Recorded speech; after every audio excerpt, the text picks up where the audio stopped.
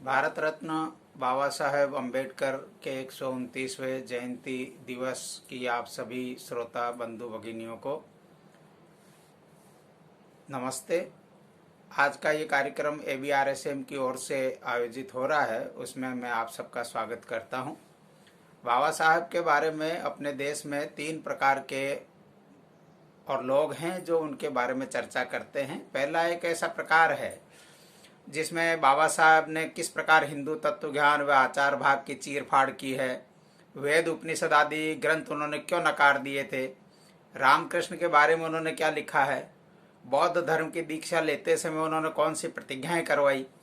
इन सब विषयों पर बाबा साहब के विचार ये किसी भी श्रद्धावान कर्मकांडी सनातनी हिंदू के लिए सुपाच्य नहीं है।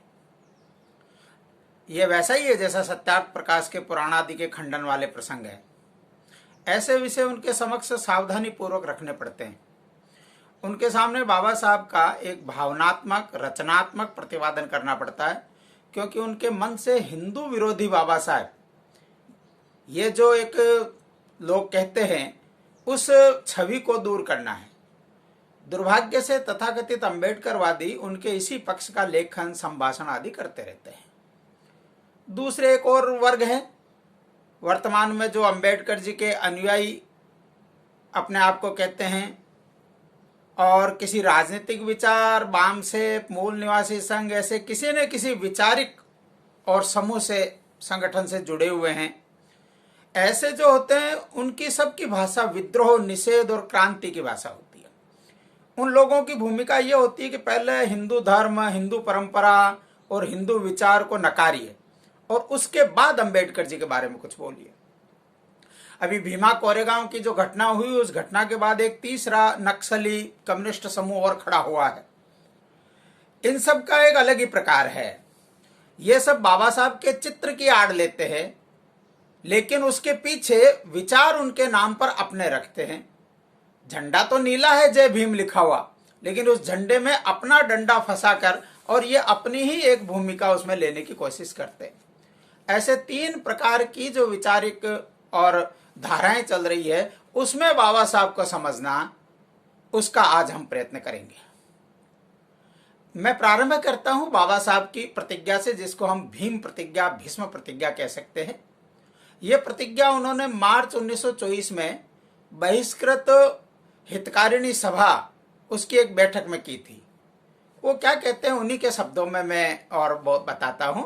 वो कहते हैं कि दलित वर्ग के चहुमुखी विकास को सुनिश्चित करने के लिए मैं पूर्ण निष्ठा के साथ अत्यंत कठोर परिश्रम करूंगा। इसी कार्य के लिए मैंने इतना ज्ञान अर्जित किया है। मैं निश्चित रूप से अपनी प्रज्ञा शक्ति का उपयोग अपने परिवार या अपनी जाति तक सीमित करने वाला नहीं हूं। मैं इसे संपूर्ण दलित वर्ग के लाभ के लिए, उसके सामाजिक आंदोलन की स्थापना एवं संघर्ष के लिए अर्पित कर दूंगा। वो आगे कहते हैं कि अस्पृश्यों के समक्ष चुनौतियां विशाल हिमालय के समान हैं। इन हिमालयों से मैं सिर टकराने वाला हूं। इसलिए कृपया स्मरण रखिए कि यदि मैं हिमालयों को भूशाई न कर सका तो 7 करोड़ अस्पृश्य मेरे रक्त रंजित सिर को देखकर हिमालय को नत करने के लिए प्रवृत्त होंगे। कितनी शिक्षा ग्रहण की थी? उस काल के अत्यंत उच्च विद्या विभूषित वो थे। MA, MSc, PhD, DSc, DL, bar at law, LLD, इतनी डिग्रियां उनके पास में थी कि कोई भी और विषय उनसे अछूता नहीं था। ऐसे सर्वज्ञाता व्यक्ति ने यह घोषणा की है कि मेरे इस ज्ञान का उपयोग मेरे समाज को ऊपर उठाने के लिए है। क्यों? ये प्रतिज्ञा की पृष्ठभूमि क्या है? क्यों की ऐसी प्रतिज्ञा उन्होंने? ये है उनके जीवन के प्रारंभ से जो मर्मांतक अनुभव अस्पृश्यता के हुए दुर्भाग्य से हिंदू समाज के अंदर, उनका यह परिणाम था। हम सब देखते हैं कि 17 में सेवानिवृत्ति के बाद पिताजी आते हैं, परिवार आते हैं और घर की चबूतरी पर बैठकर बड़ी बहन उनके बाल काटती है। सामने की ओर नाइयों की दुकानें हैं। बालक के मन में आता है कि मेरे बाल नाई की दुकान पर क्यों नहीं कटते। विद्यालय में प्रवेश नहीं है, प्रवेश बड़ी मुश्किल से होने के उपरांत भी बैठने को स्थान नहीं है, अपना आसन लेकर जाना पड़ता है साथ, उस पर सबसे अलग बाहर की ओर बैठते हैं, नल से पानी पीने को नहीं है। श्यामपट्ट के ऊपर और सवाल हल करना है तो लोग छात्र अपने और पात्र वहां से हटाने के लिए हड़बड़ाहट मचाते हैं। केवल विद्यार्थी काल में ऐसा अनुभव आया, ऐसा नहीं है। तो जब अत्यंत उच्च विद्या विभूषित होकर बड़ोदरा के अंदर नौकरी करने के लिए गए, अत्यंत उच्च पद के ऊपर रहते हुए भी उनको कोई भी मकान देने को तैयार नहीं था। उनके जो चपरासी सामान्य है, वो चपरासी भी उनसे घृणा करता है, उनको फाइल फेंक कर देता है, स्पर्श नहीं होना चाहिए। ऐसे जो मर्मांतक अनुभव हुए, एक अनुभव का तो उन्होंने बाद में उल्लेख किया है। जब गोरे गांव में उनके पिताजी से मिलने के लिए बच्चे गए, सूचना पूरी हो नहीं पाई, ट्रेन से उतरते समय कोई लेने नहीं आया, तो स्टेशन मास्टर से लेकर और गाड़ीवान तक जो उनके साथ व्यवहार करते हैं, उस व्यवहार से अत्यंत उद्वेलित भूखे प्यासे बच्चे बड़ी आयु के अंदर जाकर बाबा साहब कहते हैं कि यह पहला प्रसंग है यात्रा का जिसमें मुझे अनुभव हुआ कि हम अछूत हैं, लोग हमसे घृणा करते हैं। इस प्रकार के जो मर्मांतक अनुभव उन्होंने लिए, उन अनुभवों के आधार के ऊपर उन्होंने कहा कि ये छुआछूत इतनी अमानवीय है कि यदि इसको समाप्त करने के लिए हम में से कुछ लोगों को प्राण भी देने पड़े तो भी इसके लिए हम तैयार हैं, प्राण दे सकते हैं। इस प्रकार की जो मन के अंदर उद्वेलन उत्पन्न हुआ, उसमें से ये भीम प्रतिज्ञा उत्पन्न हुई। उनका यह कहना था कि स्पर्शियों का मानना है कि हमारे छूने से अपवित्र हुई चीजों को गोमूत्र छिड़क कर पवित्र किया जा सकता है। कितनी विडंबना है ये। आपके ही धर्म के व्यक्तियों के छूने से वस्तुएं अपवित्र हो जाती है और उन्हें एक पशु के पेशाब से पवित्र किया जा सकता है। इससे शर्मनाक सोच और क्या हो सकती है, ऐसा बाबा साहब ने कहा। ऐसा नहीं है कि छुआछूत से सिर्फ अछूतों का ही नुकसान हुआ है, इससे सवर्णों का भी नुकसान हुआ है और सबसे अधिक इस देश का नुकसान हुआ है। बाबा साहब ने बाद में कहा था कि आपने 7 करोड़ लोगों के हाथ से शस्त्र छीन लिए, इसके कारण से देश गुलाम हुआ। आपने लड़ने का ठेका भी कुछ निश्चित जातियों को दे दिया, इसलिए राष्ट्र को भी इसके कारण से नुकसान हुआ है, ऐसा बाबा साहब कहते हैं। और इसीलिए इस भीम प्रतिज्ञा के उपरांत उन्होंने इस स्थिति में परिवर्तन करने के लिए अपने जीवन को लगाया। वो जीवन के 3 पथ हैं उनके। पहला जो पथ है ये 1935 तक का काल है उनका। इस 1935 तक के काल में उन्होंने और हिंदू के अंतर्गत रहते हुए हिंदू समाज के अंदर परिवर्तन करने, उसमें सुधार करने का प्रयत्न किया, उनसे अपनी मांगे मनवाने के लिए प्रयत्न किया, सत्याग्रह किया।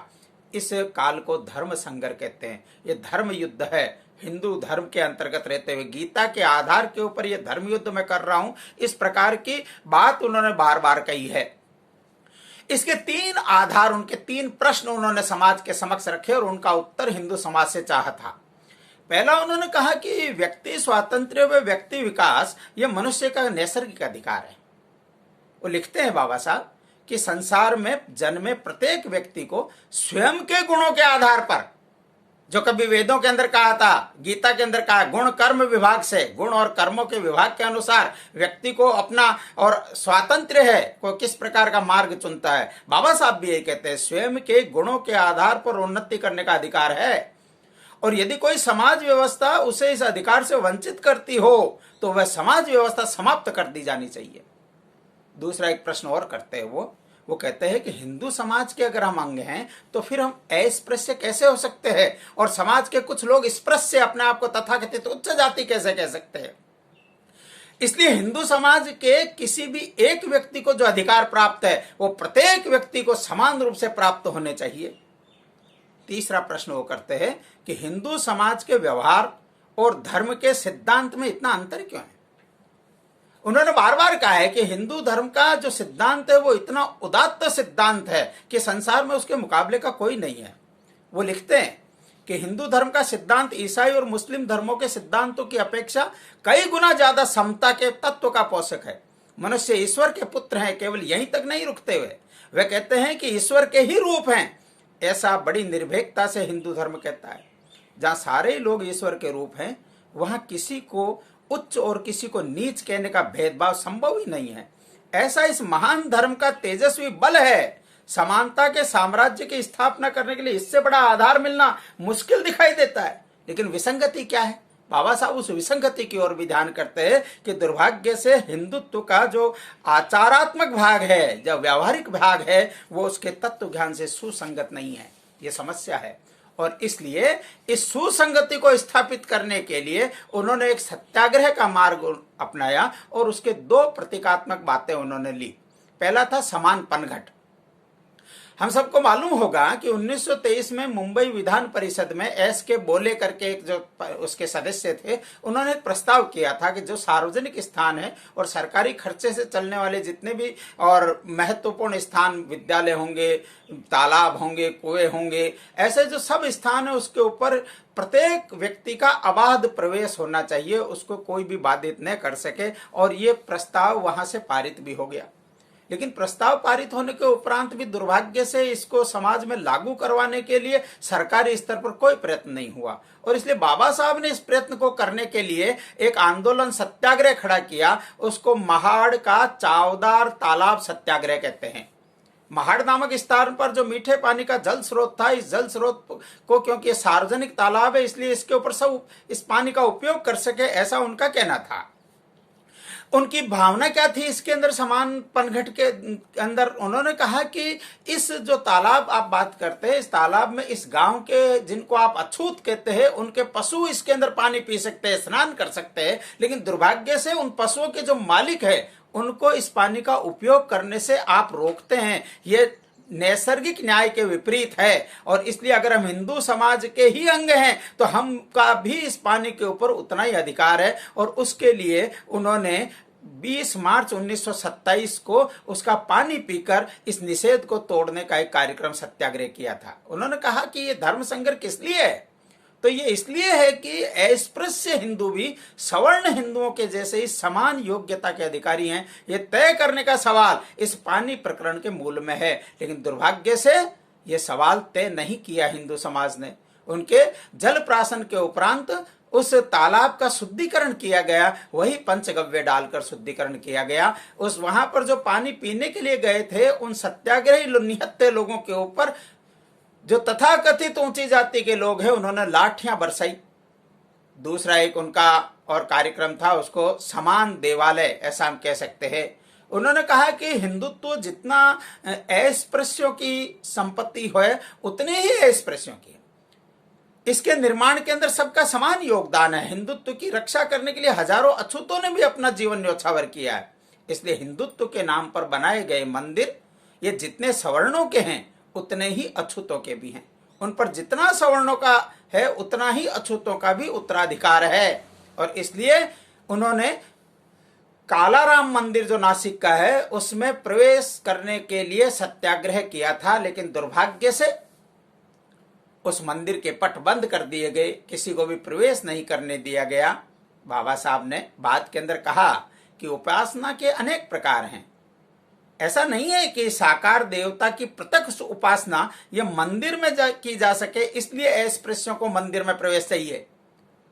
तो क्यों चाहिए प्रवेश? बाबा साहब कहते हैं कि उन्हें सिद्ध करना है कि उनके प्रवेश से मंदिर भ्रष्ट नहीं होते, उनके स्पर्श से मंदिर की पवित्रता कम नहीं होती, यह हमको प्रदर्शित करना है, इसलिए मंदिर में प्रवेश चाहिए। उन्होंने व्यंग के साथ कहा था कि हम तो कालाराम मंदिर का मिलिंद महाविद्यालय के और में प्राध्यापकों की सभा में भी बाद में कहा कि मैं तो कालाराम के मंदिर में और दर्शन करने के लिए जाने वाला व्यक्ति हूं। और उन्होंने कहा है कि हम कोई सत्याग्रही लोग हैं, ये मोहम्मद गजनवी जैसा कुछ करने के लिए नहीं निकले थे। लेकिन दुर्भाग्य से हिंदू समाज इन सब का उत्तर नहीं दे पाया। ये धर्म संघर्ष असफल हुआ। इस सत्याग्रह से सिद्ध हुआ, बाबा साहब ने कहा कि जब यह सफलता मिली तो यह सत्याग्रह से सिद्ध हो गया कि पत्थर दिल हिंदुओं का हृदय पसीजना यह असंभव है। अब कोई अन्य विचार करने का समय आ गया है हमारा। उन्होंने प्रारंभ में कहा था, जब यह आंदोलन प्रारंभ किया था उससे पहले इनका कि संभव नहीं है, मुझे लगता है कि आंदोलन असफल हो सकता है, हमारा आंदोलन असफल भी हो सकता है, ऐसा उन्होंने कहा। लेकिन नुकसान किसका होगा, ऐसा प्रश्न उन्होंने किया था। नुकसान स्पृश्यों का होगा। यदि अछूतों को एहसास होगा कि उनके संघर्ष के बावजूद स्पृश्य हिंदू धर्म को छोड़ने के लिए और समानता का अधिकार देने के लिए तैयार नहीं है, तो हिंदू धर्म छोड़ने के लिए भी वो मजबूर हो सकते हैं, ऐसा उन्होंने प्रारंभ में कहा था। अभी ये जो पूरा धर्म संघर्ष था, इस धर्म संघर्ष की असफलता का एक परिणाम हुआ और वो परिणाम 13 अक्टूबर 1935 की येवला परिषद में उन्होंने घोषित किया। उन्होंने कहा कि दुर्भाग्य से मैं अछूत जाति में जन्मा हूं, तो यह कोई मेरा अपराध नहीं है, परंतु मैं हिंदू के रूप में मरूंगा नहीं। ये उनकी जो घोषणा थी, उनका जो अखबार निकलता था, जनता नामक अखबार, उसके प्रथम पृष्ठ पर 2 वर्ष तक छपी। उसका शीर्षक क्या था, आप आश्चर्य करेंगे। उसका शीर्षक था अस्पृश्य समाज को नव मनु का संदेश। इस नाम से वो छपा था। लेकिन बाबा साहब ने धर्म छोड़ने का विचार किया क्यों, यह हमको समझना पड़ेगा। उनका मानना था कि हिंदू समाज धर्माधिष्ठित है, इसलिए विषमता का मूल धर्म में है, अतः इसे छोड़ना चाहिए। किसी भी परिस्थिति के ऊपर विचार करने की अलग अलग परिस्थितियां हो सकती है। बाबा साहब ने इस प्रकार का एक उसका अर्थ निकाला। स्वामी विवेकानंद ने भी कहा था। स्वामी विवेकानंद ने भी केरल के अंदर जब अस्पृश्यता की और विकृत अवस्थाएं देखी तो उनका भी कहना था। लेकिन उनसे जब प्रश्न पूछा कि ऐसा क्यों है, तो उन्होंने उत्तर दिया था वो अलग प्रकार का था। उन्होंने कहा कि दोष धर्म का नहीं है, धर्म के विस्मरण और आचरण के अभाव का दोष है। लेकिन बाबा साहब का निष्कर्ष ये था कि धर्म के साथ में जुड़ी हुई जो परंपराओं के कारण से इस प्रकार का हो रहा है, इसलिए मुझे ये धर्म छोड़ना है। इस घोषणा के उपरांत उन्होंने एक दूसरा पथ अपनाया। ये द्वितीय पथ है, ये इसको राजनीतिक आंदोलन का पथ कह सकते हैं हम। राजनीतिक गतिविधियों के संबंध में उनकी भूमिका क्या थी? 1939 में मुंबई विधानमंडल में उन्होंने इसकी घोषणा की थी। वो कहते हैं कि देश और मैं, इन दोनों में मेरी प्राथमिकता ये देश होगी। मैं देश के लिए बलिदान हो सकता हूं, लेकिन दलित समाज में और देश में विरोध उत्पन्न हुआ तो मैं दलित समाज का पक्ष लूंगा, क्योंकि यह हमारे जीवन मरण का प्रश्न है। अब ये कलंक हम नहीं ढो सकते, हमारे सिर के ऊपर कलंक, और इस कलंक को हम धोकर रहेंगे।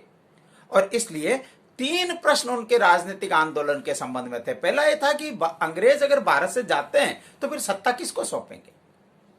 दूसरा यह था कि सत्ता में अस्पृश्यों की भागीदारी होगी या नहीं होगी। और तीसरा प्रश्न था कि ये देश का कानून जो है ये अस्पृश्यों को सामाजिक न्याय ये दिलाएगा कि नहीं दिलाएगा। इन 3 प्रश्नों के ऊपर बाबा साहब ने और उस समय के राजनीतिक आंदोलन के अंदर अपनी भूमिका निर्वहन किया। बाबा साहब कांग्रेस के विचार से असहमत थे। एक पुस्तक लिखी अरुण शौरी ने, वर्शिपिंग फॉल्स गॉड, उसके अंदर एक पूरा अध्याय उन्होंने लिखा है कि 1942 में अंबेडकर कहां थे, ऐसा प्रश्न किया। यानी अंग्रेज का पिट्ठू उनको लिखा है लोगों ने। यहां तक कहा है राष्ट्रीय आंदोलन को कमजोर करने वाले हैं, यहां तक भी कहा है उनके लिए। लेकिन बाबा साहब ने एक अलग भूमिका क्यों ग्रहण की, उसको समझना चाहिए। दुर्भाग्य से कांग्रेस ने एक वातावरण निर्मित किया है कि जो कांग्रेस के पक्ष में और उनके और सत्याग्रह के आंदोलन के भाग लेकर जो लड़ेगा वही देशभक्त है और वही स्वाधीनता सेनानी है। इसके अतिरिक्त किसी मार्ग वाला स्वाधीनता सेनानी नहीं है। उस समय की जनसंख्या जो बाबा साहब कहते 7 करोड़ जिनको अछूत मानते थे, ऐसी जातियों के लोग, उन लोगों को एक सम्मानपूर्ण जीवन जिनाने के लिए हजारों वर्षों का जो बंधन उनके ऊपर था, उस बंधन से मुक्त करवाना, ये क्या स्वाधीनता संग्राम नहीं था? ये सामाजिक स्वाधीनता संग्राम नहीं था? इस प्रकार का उनकी भूमिका थी कि यह भी एक बहुत बड़ा स्वाधीनता संग्राम है। उसके लिए उन्होंने साइमन कमीशन से लेकर और 3 गोलमेज सम्मेलन में अपनी भूमिका इसी प्रकार से रखी।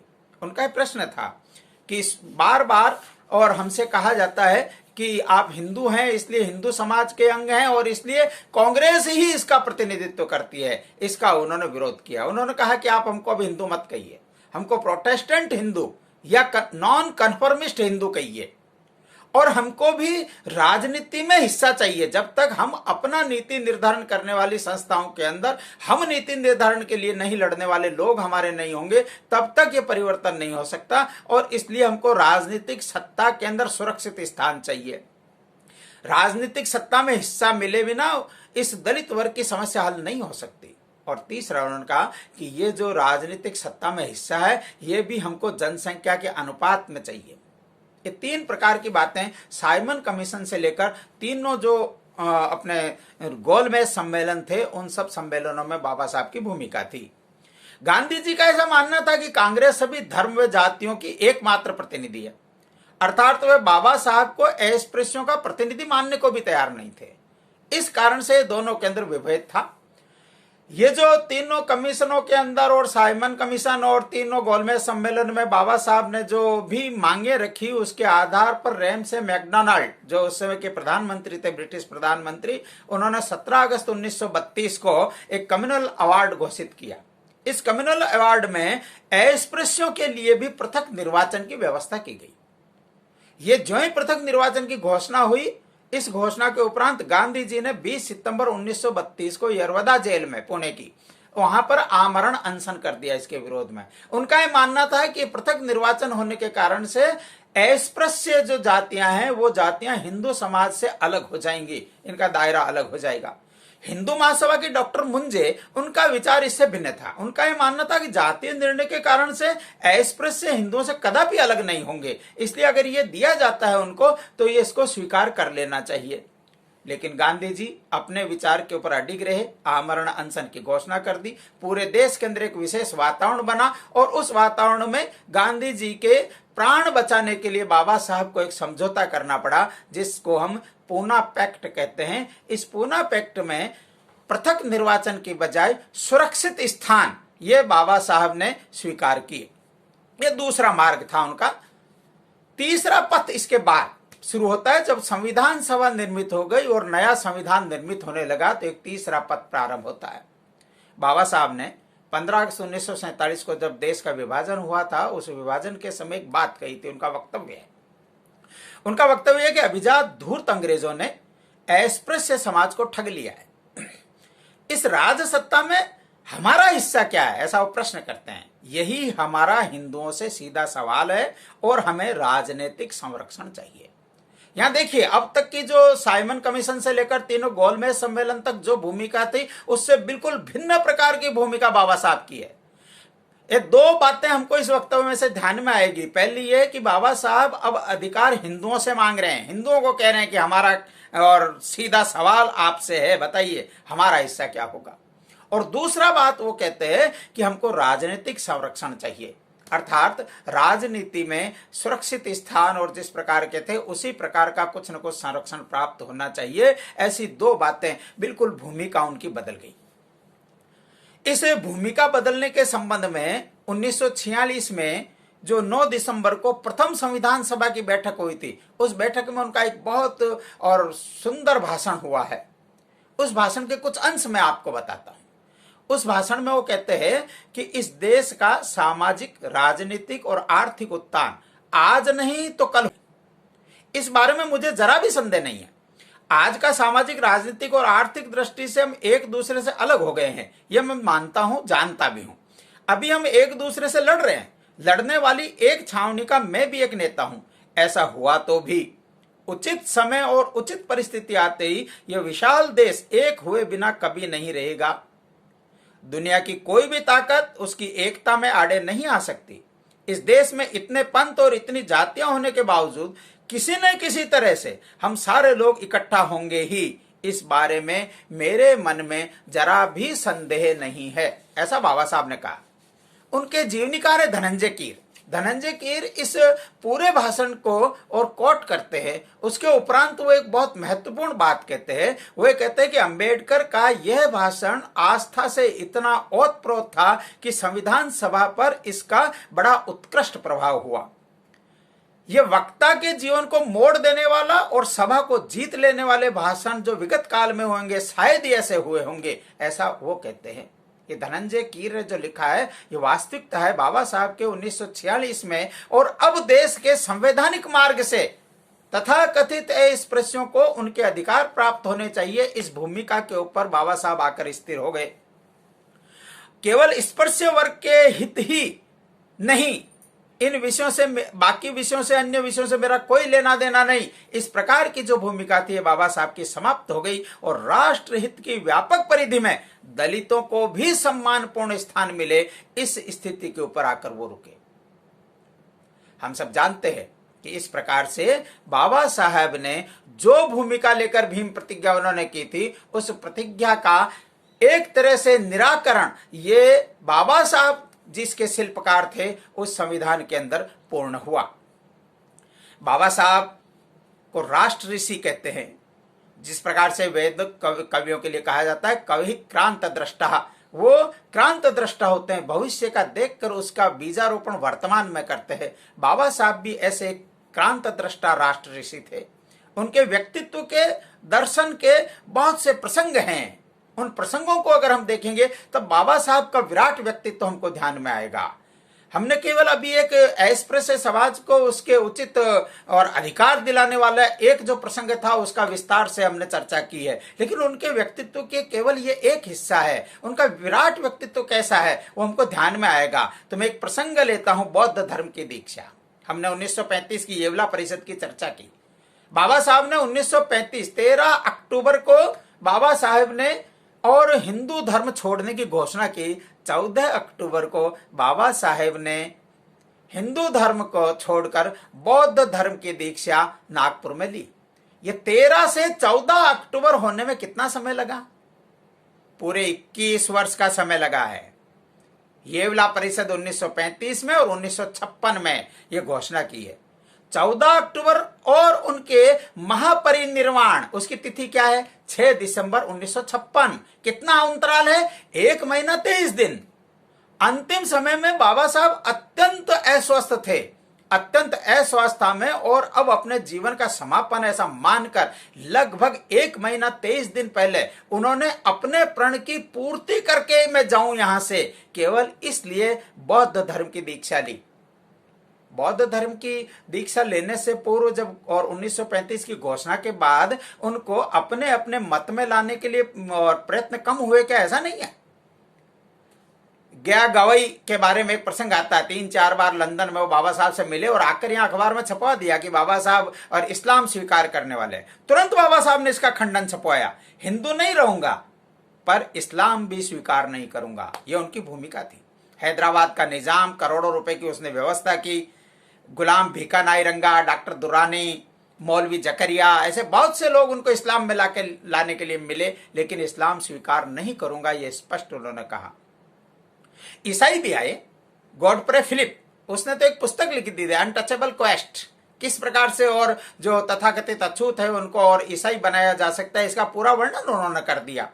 इतना ही नहीं तो बिशप ब्रेडले जो मेथोडिस्ट एपिस्कोपल चर्च है मुंबई का, उसके वो मिले आके, बिशप JW पिकेट मिले, स्टैनले जॉन्स मिले, सब लोग इसलिए मिले कि वो हमारे ईसाई मत के अंदर आ जाए, इससे उनका लाभ होगा, ऐसा उनका कहना था। लेकिन उन्होंने ईसाई मत भी स्वीकार नहीं किया, बौद्ध मत स्वीकार किया, बौद्ध धर्म अपनाया। धनंजय कीर क्या कहते हैं इस बौद्ध धर्म अपनाने पर? वो टिप्पणी बहुत सारपूर्ण टिप्पणी है। धनंजय कीर लिखते हैं कि उनके मन की भावना की प्रतिध्वनि प्रकट करने वाले उनके संस्मरणीय शब्द नहीं भूलना चाहिए। क्या कहा उन्होंने? संस्मरणीय शब्द हैं ये। वो कहते हैं बाबा साहब कि यदि मेरे मन में द्वेष होता, वह बदला लेने की भावना होती, तो 5 वर्ष में ही मैंने इस देश का सत्यानाश कर दिया होता। आप विचार कीजिए कि अगर वो इस्लाम स्वीकार करते और सभी जो तथा कथित अछूत है वो इस्लाम स्वीकार करते तो कितने पाकिस्तान होते। यदि वो ईसाई मत स्वीकार करते तो अंग्रेजों को संबल देने वाले कितने लोग यहाँ खड़े होते। उसके उपरांत ये स्वाधीनता कितनी आगे खिसकती या मिलती भी नहीं, इसके बारे में भी संशय उत्पन्न होता है। इसलिए बाबा साहब का एक कथन अत्यंत गूढ़ कथन है। बाबा साहब कहते हैं कि जो धर्म देश की प्राचीन संस्कृति को खतरा उत्पन्न करेगा अथवा अस्पृश्यों को अराष्ट्रीय बनाएगा, ऐसे धर्म को मैं कभी स्वीकार नहीं करूंगा, क्योंकि देश के इतिहास में मैं अपना उल्लेख विध्वंसक के नाते करवाने का इच्छुक नहीं हूं। उन्होंने जिस दिन ये दीक्षा ग्रहण की, यह अत्यंत परिपक्व विचार है। अपने देहांत के 1 महीना 23 दिन पूर्व उन्होंने कहा है, क्या कहते हैं बाबा साहब कि एक बार गांधी जी से अस्पृश्यता के सवाल पर चर्चा करते समय मैंने कहा था कि अस्पृश्यता के विषय पर आपसे मतभेद के उपरांत भी जब समय आएगा तब मैं इस देश को कम से कम धक्का पहुंचाने वाला मार्ग स्वीकार करूंगा। इसलिए बौद्ध धर्म स्वीकार करके मैं इस देश का अधिकाधिक हित साध रहा हूं, क्योंकि बौद्ध धर्म भारतीय संस्कृति का ही एक भाग है। यह विराट व्यक्तित्व के दर्शन कराने वाला एक प्रसंग है जो मैंने आपके समक्ष रखा। हम उनको संविधान का शिल्पकार इस नाते से सर्वाधिक उनकी प्रशंसा की ही जाती है। हम सब जानते हैं ख्यातनाम विधिवेत्ता थे वो, संविधान सभा के सदस्य थे, प्रारूप समिति के अध्यक्ष थे। नेहरू जी के उद्देश्य प्रस्ताव में बंधुत्व शब्द जुड़वाने वाले बाबा साहब थे। अस्पृश्यता को कानूनन अपराध घोषित करने वाला जो अनुच्छेद 11 है, इस अनुच्छेद 11 का प्रस्ताव यद्यपि सरदार वल्लभ भाई पटेल ने रखा, 27 नवंबर 1948 को यह पारित भी हुआ, लेकिन इसके पार्श्वभूमि में प्रेरक शक्ति अगर कोई थी हो तो बाबा साहब अम्बेडकर थे। इसके संबंध में लोगों के जो उद्गार हैं, वो उद्गार संविधान सभा की जो कार्यवाही है उस कार्यवाही के खंडों में हमको पढ़ना चाहिए। इस संविधान सभा के बारे में धनंजय कीर वो लिखते हैं कि एक महान घटना के बारे में उन्होंने वर्णन किया कि यह घटना भारत के इतिहास का एक महान चमत्कार ही है। भारत के अनेक युगों की अपनी अस्पृश्यता के पाप का प्रक्षालन करने के लिए अपना एक नया मनु कहा है बाबा साहब को संविधान के शिल्पकार के रूप में। एक नया मनु, एक नया स्मृतिकार, शताब्दियों से मानवीयता से वंचित कर सत्वहीन किए हुए समाज में से चुना। विधि का ये विधान अतर्क्य ही है, ऐसा उन्होंने कहा। संविधान निर्माण का श्रेय केवल बाबा साहब को क्यों है, ऐसा बहुत लोग प्रश्न करते हैं। संविधान सभा के अंदर तो 300 से ऊपर संख्या के लोग थे, प्रारूप समिति के अंदर भी बहुत लोग थे, फिर संविधान के निर्माण का कर्ता ऐसा बाबा साहब क्यों को कहते हैं, ऐसा प्रश्न करते हैं। तो वहां जो संविधान सभा की बहस और पूर्ण होने के उपरांत जो धन्यवाद सभा हुई, उसके अंदर बोले हुए लोगों के वक्तव्य हमको संविधान सभा की कार्यवाही में पढ़ना चाहिए। मैं केवल मात्र आपको और उस संविधान सभा के जो अध्यक्ष थे डॉक्टर राजेंद्र प्रसाद, उन डॉक्टर राजेंद्र प्रसाद का क्या वक्तव्य है वो मैं आपको बताना चाहूंगा। डॉक्टर राजेंद्र प्रसाद कहते हैं कि इस प्रकार स्वतंत्र भारत के संविधान शिल्पी डॉक्टर अंबेडकर ने अपनी बुद्धि, प्रतिभा और योग्यता की हर कीमत चुकाकर देश को एक नया संविधान भेंट कर दिया। संसार में ऐसी मानसिक ऊंचाई और शाश्वत प्रतिभा के धनी कर्मठ महापुरुष कभी कभी ही अवतरित होते हैं। ये संविधान शिल्पी संविधान सभा के अध्यक्ष ने बाबा साहब को कहा है। हिंदू कोड बिल बहुत चर्चा होती है, कितना और था कि इसकी व्यापक दृष्टि उनकी है, उसका ये प्रमाण है। नेहरू जी को पत्र लिखा उन्होंने बाबा साहब ने कि आपको पता है कि हिंदू कोड बिल के बारे में मेरी भावनाएं बड़ी तीव्र हैं। अपने गिरते स्वास्थ्य की भी परवाह नहीं करता मैं, और क्योंकि यह बिल मंजूर होना ज्यादा महत्वपूर्ण है।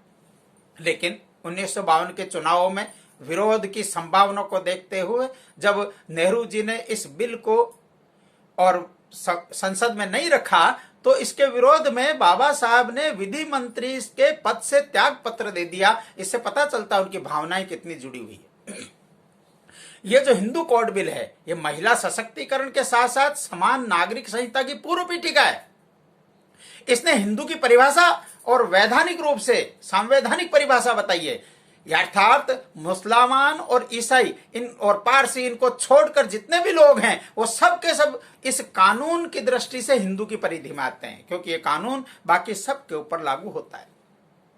ये जो हिंदू कोड बिल है, इसको बनाते समय समस्त स्मृतियां उस समय तक उपलब्ध थी, उनका भी सहयोग बाबा साहब ने लिया। बाबा साहब स्वयं कहते हैं, वो कहते हैं कि यदि मेरे सनातनी मित्रों ने उनके मनु को ध्यानपूर्वक पढ़ा है तो उन्हें ध्यान में आएगा कि कोड का ये भाग अर्थात पैतृक संपत्ति संबंधी भाग परिपूर्ण कोड है और उसे मनु की कोड अर्थात मनु स्मृति की मान्यता प्राप्त है। ऐसे महत्वपूर्ण विषयों के ऊपर बाबा साहब का दृष्टिकोण ये हमको ध्यान में आता है। संस्कृत भाषा बाबा साहब ने लिखा है, बोला है कि मैं तो संस्कृत पढ़ने के लिए गया था, लेकिन मुझे मजबूरी में फारसी पढ़ना पड़ा। दुर्भाग्य से उस समय जो ब्राह्मण अध्यापक थे संस्कृत का, वो मुझे संस्कृत पढ़ाने को तैयार नहीं थे। लेकिन बाबा साहब ने बाद में अपने प्रयत्नों से पांडित्य प्राप्त किया। एक उल्लेख आता है, बाबा साहब संसद के और बाहर गलियारे के अंदर संस्कृत संभाषण कर रहे थे। संस्कृत के संबंध में उनसे जब और हिंदू महासभा के कुछ कार्यकर्ता मिले, तो उनसे मिलने पर और उन्होंने संस्कृत के संबंध में अपना पक्ष रखने के लिए हाँ कही थी। जो संविधान सभा के अंदर राष्ट्रभाषा राज्य व्यवहार की पर्यायी भाषा के रूप में संस्कृत को रखा जाए, ऐसा संशोधन प्रस्तुत करने वाले थे। उन प्रस्तुत करने वालों में बाबा साहब भी एक थे। 10 सितंबर 1949 को उनका जो राजनीतिक संगठन था शेड्यूल कास्ट फेडरेशन, इस शेड्यूल कास्ट फेडरेशन के माध्यम से भी संस्कृत के पक्ष में एक प्रस्ताव आना चाहिए, इसका प्रयत्न बाबा साहब ने किया। लेकिन उस समय के जो युवा कार्यकर्ता उस संगठन में थे, उन लोगों के विरोध के कारण से यह प्रस्ताव पारित नहीं हो सका। उस बैठक में जो थे श्री बीपी मौर्य, ये बाद में संस्कृत भारती के कार्यकर्ता चमू कृष्ण शास्त्री, उन चमू कृष्ण शास्त्री से जब मिले तो उन्होंने इस प्रसंग का वर्णन किया और बताया कि ये अकारण ही विरोध उस समय हम कर रहे थे, इसका हमको आज भी खेद है। बाबा साहब के संबंध में एक वितंडावाद और फैलाया जाता है कि बाबा साहब ब्राह्मण विरोधी थे। बाबा साहब की ब्राह्मणों का विरोध था क्या, ऐसा उन्होंने भी लिखा है। एक प्रोफेसर ठकार थे मिलिंद महाविद्यालय के अंदर। मिलिंद महाविद्यालय में प्रोफेसर ठकार ने एक बार यही प्रश्न किया था कि आप ब्राह्मणों का इतना विरोध क्यों करते हैं। तो उन्होंने कहा था कि मेरे पुत्र, यदि मैं ब्राह्मण विरोधी होता तो तुम यहां नहीं होते। मेरे महाविद्यालय में अधिकांश पढ़ाने वाले ब्राह्मण अध्यापक हैं। मैं ब्राह्मण का विरोधी नहीं हूं।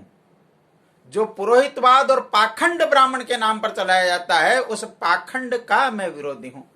बाबा साहब के जीवन निर्माण के अंदर तथा कथित और जो स्पृश्य जातियां हैं, उनका योगदान कम रहा, ऐसा नहीं है। सयाजीराव से लेकर और छत्रपति साहू जी महाराज तक उनके और सहायक रहे हैं, उनके सहयोग करने वालों में रहे हैं।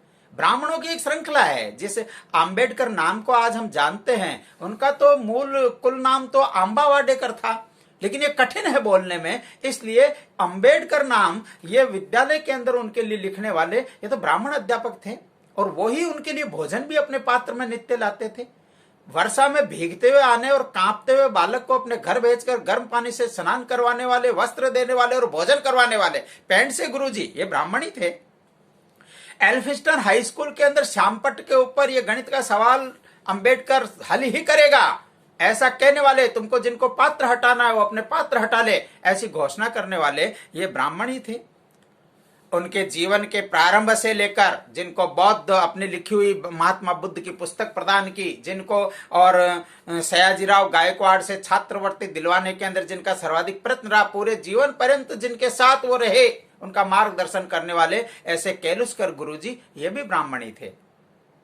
हम सब जानते हैं कि जब महाड़ का सत्याग्रह हुआ, चावदार तालाब का जब तथाकथित ऊंची जाति के लोगों ने और शुद्धिकरण करने का घोषणा की, तो शुद्धिकरण से पहले ही उस तालाब में कूदकर इसका विरोध करने वाले कौन थे? बापूराव जोशी। ये बापूराव जोशी भी ब्राह्मण ही थे।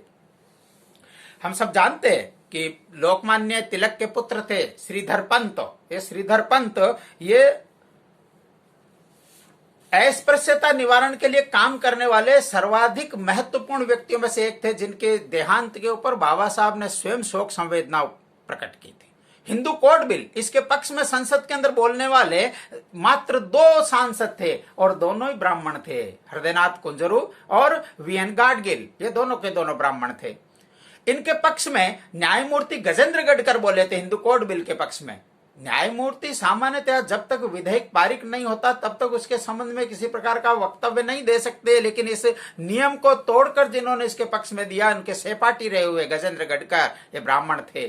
मनुस्मृति का दहन का एक बहुत बड़ा और महाड़ सत्याग्रह के समय हुआ था, लेकिन मनुस्मृति का प्रतीकात्मक दहन करना चाहिए, ये प्रस्ताव करने वाले कौन थे? प्रस्ताव करने वाले थे गंगाधर नीलकंठ और बापूराव सहस्त्रबुद्धे, दोनों के दोनों कोंकणस्थ ब्राह्मण थे। भीमाष्टकम इस नाम से जिन्होंने और भीमराव अंबेडकर की प्रशस्ति गान किया है, ऐसा भीमाष्टकम लिखने वाले पद्मश्री श्रीधर भास्कर वर्णेकर, ये ब्राह्मण हैं। बहिष्कृत हितकारिणी सभा में पर्याप्त संख्या है। नासिक के और श्यामपट्ट को देखेंगे जिसके ऊपर लिखा हुआ आज भी के सत्याग्रह में कौन कौन शामिल हुए, उसके अंदर देखेंगे तो आपको ध्यान में आएगा। इसलिए ब्राह्मण विरोधी का जो उनके ऊपर लगाया जाता है लांछन, ये उचित नहीं है ऐसे विराट व्यक्तित्व के ऊपर। बाबा साहब ने भाषावार प्रांत रचना के बारे में कहा है, भगवा ध्वज के बारे में कहा है। 3 जुलाई 1947 को अनंतराव गद्रे और प्रबोधनकार ठाकरे, ये हिंदू महासभा के कार्यकर्ता थे, बाबा साहब से जाकर मिले। बाबा साहब ने उनको कहा, यदि प्रभावी लोग इस विषय में जनमत तैयार करते हैं तो ध्वज समिति के सामने मैं भगवा ध्वज का विषय प्रस्तुत कर सकता हूं। कांग्रेस की जो मुस्लिम तुष्टीकरण की नीति थी, उस नीति का विरोध करने वाले एकमात्र बाबा साहब अंबेडकर थे उस समय, जिन्होंने और मुस्लिम तुष्टीकरण की नीति का विरोध किया। लखनऊ समझौता जिसके अंदर और मुसलमानों को पृथक से निर्वाचन का अधिकार मिला, इसका विरोध किया बाबा साहब ने। नेहरू कमेटी की रिपोर्ट, उसके संबंध में बाबा साहब लिखते हैं कि जिस योजना से हिंदुओं का अहित होता है, वह योजना किस काम की? बहिष्कृत भारत। इस समाचार पत्र में 19 जनवरी 1929 को बाबा साहब का यह आलेख पढ़ने लायक है। देश की सुरक्षा की व्यावहारिक चिंता बाबा साहब को थी, इसलिए बाबा साहब ने और डेमोग्राफिक और संतुलन ये सेना के अंदर भी होना चाहिए, इसका संकेत किया। उन्होंने आंकड़े देकर बताया थॉट्स ऑन पाकिस्तान के अंदर कि सेना के अंदर मुस्लिम बाहुल्य है, यह देश की सुरक्षा के लिए उचित नहीं है। इसलिए प्रश्न किया उन्होंने, देश की और गुलामी से मुक्ति के लिए हिंदू कब तक इन पहरेदारों पर निर्भर रह सकते हैं? ऐसे प्रश्न उन्होंने उठाए। खिलाफत आंदोलन को कांग्रेस का समर्थन था, उसका विरोध बाबा साहब ने किया। मधु लिमये बाबा साहब पर लिखी हुई पुस्तक में बोलते हैं कि डॉक्टर अंबेडकर की खिलाफत से कोई सहानुभूति नहीं थी। उन्होंने गांधी जी की इस बात के लिए आलोचना की कि उन्होंने न केवल इस आंदोलन का समर्थन किया बल्कि उसके मित्र और पथ प्रदर्शक भी बने। सिंध प्रांत को मुंबई से पृथक करने का विरोध करने वालों में बाबा साहब अग्रणी थे। बाबा साहब ने कहा इस्लाम पर विश्वास नहीं करना चाहिए। इस्लामी भाईचारा जो है वो विश्वव्यापी भाईचारा नहीं है, ये मुसलमानों के प्रति भ्रातृत्व है। इसलिए जब देश का विभाजन हुआ उन्होंने और घोषणा की थी, ये घोषणा 28 नवंबर 1947 के फ्री प्रेस जर्नल के अंदर छपी है। सीएए के संदर्भ में इस घोषणा को बहुत महत्वपूर्ण मानकर मैं उद्धृत करना चाहता हूं। बाबा साहब कहते हैं कि मैं पाकिस्तान में फंसे हुए दलित समाज से कहना चाहता हूं कि उन्हें जो मिले उस मार्ग व साधन से हिंदुस्तान आ जाना चाहिए। दूसरी एक बात और कहना है कि पाकिस्तान अथवा हैदराबाद की निजामी रियासत के मुसलमानों अथवा मुस्लिम लीग पर विश्वास रखने से दलित समाज का नाश होगा। दलित समाज में एक बुरी बात घर कर गई है कि वह यह मानने लगा है कि हिंदू समाज अपना तिरस्कार करता है इसलिए मुसलमान अपना मित्र है, पर यह आदत अत्यंत घातक है। ये बाबा साहब के शब्द हैं, ये ध्यान में रखना चाहिए। धर्म और सेकुलरिज्म, इसके ऊपर बाबा साहब ने बोला है। बाबा साहब ने कहा है कि मेरे जितना धर्मवेत्ता और कोई नहीं है, आप लोग मेरे पीछे पीछे आइए, इससे आपको ज्ञान मिलेगा और कुछ दिनों में आप ज्ञानवान हो जाएंगे। अक्सर यह समझा जाता है कि मैं धर्म की व्यवस्थाओं को नकारने वाला नास्तिक व्यक्ति हूं, मगर यह सत्य नहीं है। जो लोग मेरे संपर्क में आते हैं उन्हें धर्म के प्रति मेरे प्रेम और श्रद्धा की जानकारी है। उन्होंने युवकों का भी आह्वान किया कि युवकों की धर्म विरोधी प्रवृत्ति देखकर मुझे दुख होता है। कुछ लोगों का यह मानना है कि धर्म अफीम की गोली है, परंतु यह सत्य नहीं है। मेरे अंदर जो अच्छे गुण हैं अथवा मेरी शिक्षा के कारण समाज को जो कुछ हित होगा वह मेरे अंतर मन की धार्मिक भावना के कारण से है। मुझे धर्म चाहिए, पर धर्म के नाम पर चलने वाला पाखंड नहीं चाहिए। और इसलिए सेकुलरिज्म का अर्थ यह धर्म का उच्छेदन ये नहीं हो सकता। इस बात को उन्होंने बार बार कहा है। यह मनुष्य के मात्र के उत्कर्ष के लिए धर्म एक महत्वपूर्ण तत्व है, ये उन्होंने कहा है। मुझे पता है कि कार्ल मार्क्स के अध्ययन के कारण से एक पंथ का आविर्भाव हुआ है, इसके अनुसार धर्म वगैरह कुछ भी नहीं होता। मैं इस विचार को नहीं मानता, अर्थात कम्युनिस्टों के विचार को कभी उन्होंने स्वीकार नहीं किया। हम सब एबीआरएसएम के कार्यक्रम में हैं, इसलिए उनके शैक्षिक अवदान का भी थोड़ा सा उल्लेख करना चाहिए। उनके व्यक्तित्व को बताता है। दलित समाज की शिक्षा और समाज परिवर्तन ये अन्योन्याश्रित है, ऐसा बाबा साहब का कथन था। इसलिए शिक्षित बनो, संगठित रहो और संघर्ष करो, यह उनका त्रिसूत्री और उद्घोष था।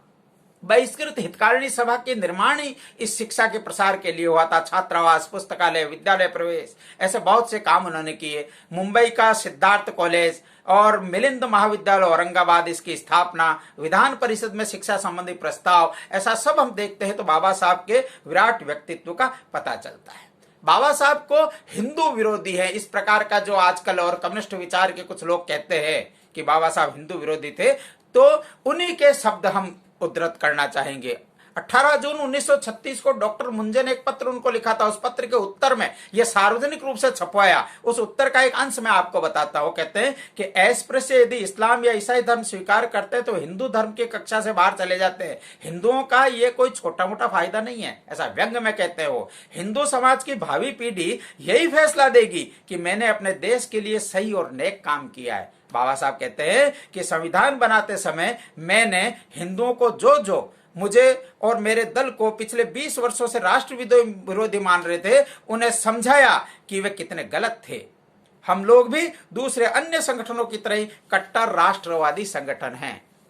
बसंत व्याख्यान माला के अंदर वो कहते हैं कि मैं मानता हूं कि कुछ बातों पर मेरा हिंदू जाति से झगड़ा है, लेकिन मैं आपके समक्ष शपथ लेता हूं कि मैं अपनी मातृभूमि की रक्षा के लिए अपना जीवन न्योछावर कर दूंगा। ऐसे उद्धार करता बाबा साहब प्रज्ञा पुरुष, पत्रकार, साहित्यकार, अर्थशास्त्री, विधिवेता, समाज सुधारक, राजनीतिज्ञ, कितनी उनकी भूमिकाएं हैं बाबा साहब की, हम देखेंगे तो हमको ध्यान में आता है।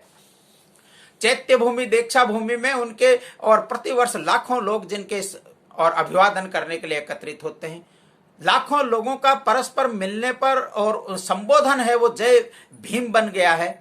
महात्मा गांधी के पश्चात सर्वाधिक जिनकी मूर्तियां आज लगी हुई है, जिनके मूर्ति को पूजा घरों के अंदर स्थान मिल गया है, CNN, IBN और हिस्ट्री TV 18, ये गांधी जी के बाद सर्वाधिक लोकप्रिय, जो अगर महानतम भारतीय के रूप में जो मत मिले हैं वो मत बाबा साहब को मिले हैं। कोलंबिया विश्वविद्यालय के 250 वर्ष के इतिहास में चयनित 100 सर्वश्रेष्ठ छात्रों में से प्रथम क्रमांक पर जिनका नाम है, ऐसे बाबा साहेब हैं।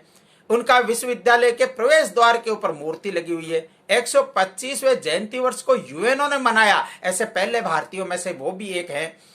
30 अगस्त 2006 को और एक समरसता के सूत्र पुस्तक का जो विमोचन कार्यक्रम था, उसमें दलित पैंथर के जो अध्यक्ष, संस्थापक अध्यक्ष हैं और बड़े महाकवि हैं, जिनका VS नायपाल ने अपनी पुस्तक के अंदर उल्लेख किया है, एक पूरा अध्याय जिनके ऊपर है, ऐसे उनके कथन से मैं इसका समापन करता हूं, जिससे एक विराट व्यक्तित्व का दर्शन हमको होगा।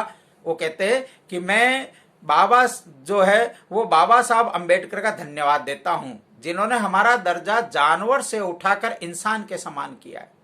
डॉक्टर अंबेडकर न होते तो हम आज भी किस अवस्था में होते, इसकी ओर वो संकेत करते हैं। वो कहते हैं कि यद्यपि बौद्ध लोग पुनर्जन्म में विश्वास नहीं करते, हिंदू धर्म करता है, तथापि इस विश्वास के अनुसार यदि बाबा साहब पुनः जन्म लेते हैं तो हमारे जैसे कितने ही लोग अपनी चमड़ी की जूतियां बनाकर उनके पैरों में डाल देंगे, क्योंकि बाबा साहब अंबेडकर के कारण से हम आज सम्मानजनक अवस्था में हैं। ऐसे विराट व्यक्तित्व का आज हमने स्मरण किया, आप सबने सुना, ABRSM ने इसका आयोजन किया, इसके लिए मैं धन्यवाद देते हुए अपनी बात समाप्त करता हूं।